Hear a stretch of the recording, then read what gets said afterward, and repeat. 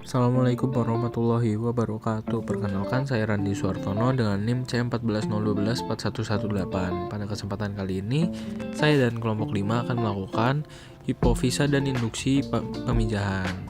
Jadi dalam praktikum ini kita menggunakan 3 sampel ikan mas, yang mana akan kita lakukan percobaan tentang injeksi atau hipofisa. Pertama-tama kita akan menyiapkan ikan yang kita butuhkan, lalu ditimbang. Di sini kita mendapatkan ikan mas dengan bobot 0,327 kg. Setelah itu kita siapkan alat dan bahan lainnya. Yang kita butuhkan adalah alat suntik dan alat bedah.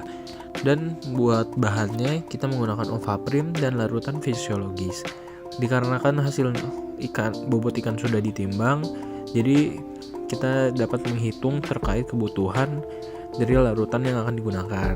Di sini kita hasil dari perhitungan mendapatkan 0,2 untuk ovaprim dan sebanyak 0,6 untuk larutan fisiologis. Setelah dilarutkan menjadi satu, itu bisa dihomogenkan dengan cara membentuk angka 8.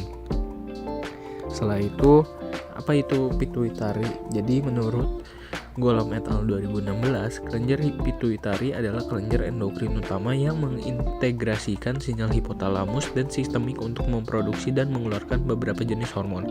Hormon-hormon ini mengatur berbagai fungsi fisiologis termasuk laktasi, metabolisme, reproduksi, dan respon terhadap stres. Jadi penting bagi kita untuk memahami dari kebutuhan hormon yang nantinya akan kita gunakan.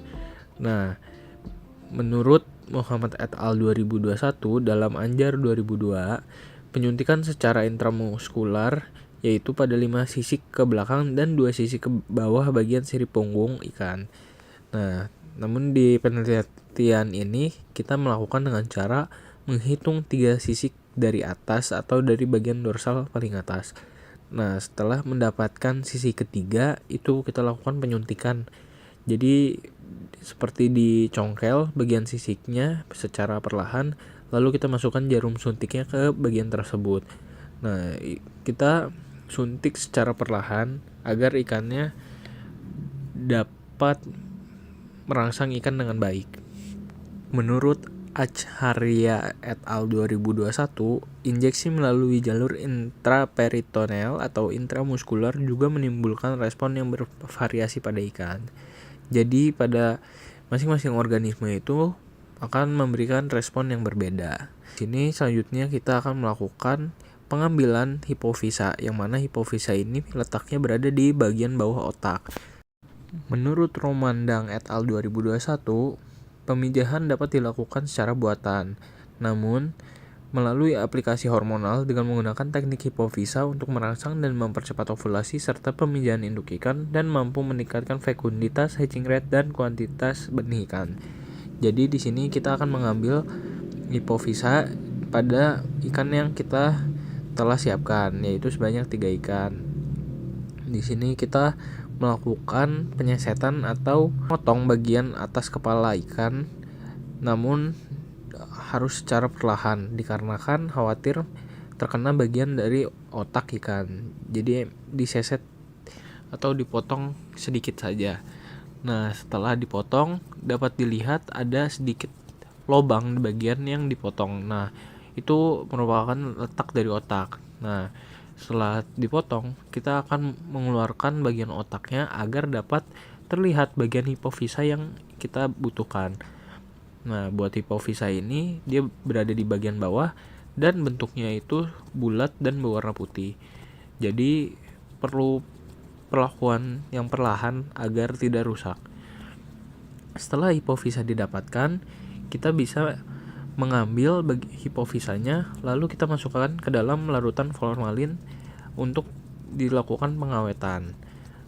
Dapat dilihat bahwasannya bentuk dari hipofisa ini sangat kecil sekali, jadi perlu berhati-hati. Ini saya akan melakukan uji praktikum mengenai seks reversal dengan kelompok 5. Pada kesempatan kali ini saya akan menjelaskan juga terkait apa itu seks reversal. Jadi seks reversal adalah metode untuk membalikan dari kelamin utamanya. Jadi yang awalnya jantan bisa menjadi betina dan yang tadinya betina menjadi jantan. Nah, untuk jenis identifikasi itu bisa dilalui oleh beberapa metode. Nah, menurut kata D. et al. 2019, identifikasi jenis kelamin ikan dapat dilakukan melalui teknik pewarnaan menggunakan larutan asetilkarmin pada jaringan konak yang pengamatannya dilakukan di bawah mikroskop. Dan juga di sini kita akan melakukan pengamatan dengan metode histopatologi. Yang mana histopatologi ini adalah memotong bagian gonad lalu dicacah atau dipotong setipis mungkin agar dapat diamati di bawah mikroskop. Nah, dalam ilmu seks reversal, masing-masing kelamin itu memiliki kelebihan dan kekurangan. Menurut Razali et al. 2024 menegaskan bahwa kebutuhan reproduksi yang lebih besar pada betina menjadi faktor utama rendahnya laju pertumbuhan dibandingkan betina. Jadi apabila ingin laju pertumbuhan yang baik, maka bisa melakukan seks reversal menjadi jantan. Nah, dalam melakukan seks reversal ada juga faktor eksternal yang dapat berpengaruh. Huta Galung 2020 menegaskan bahwa faktor eksternal meliputi jenis hormon yang digunakan, dosis pemberian metode aplikasi, serta durasi perlakuan yang diterapkan. Nah, di sini dapat dilihat kita melakukan pengamatan menggunakan mikroskop. Jadi itu merupakan gonad. Dari gonad ini kita dapat melihat apakah hasilnya jantan ataupun betina. Dan juga Deswire 2016 mengatakan bahwa individu jantan dihasilkan melalui proses maskulinisasi, sedangkan individu betina dihasilkan melalui proses feminisasi. Dengan metode histopatologi kita dapat memahami apakah ikan yang kita mati ini merupakan jantan atau betina.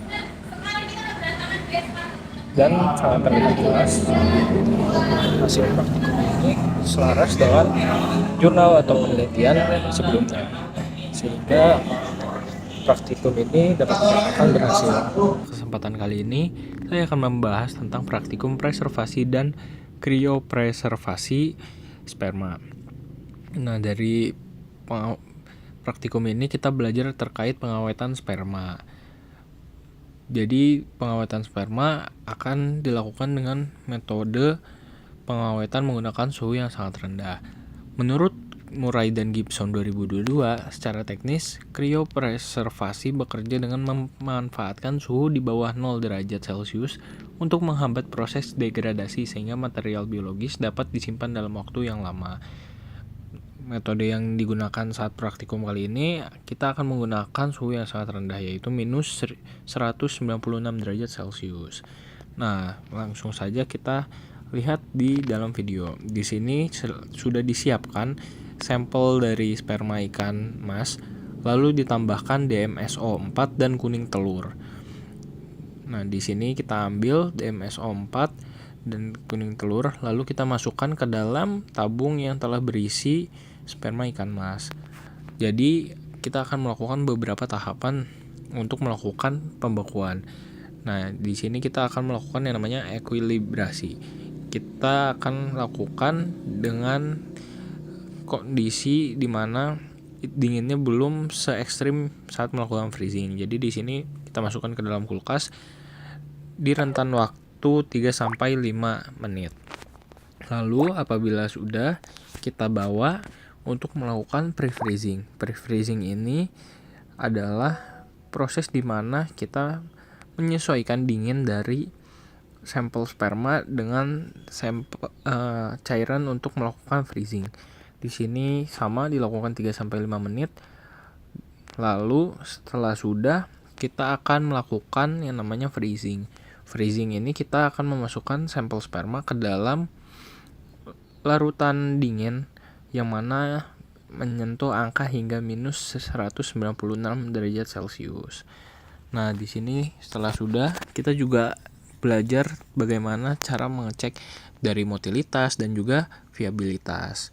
Untuk yang pertama ini kita akan melakukan pengecekan tentang motilitas.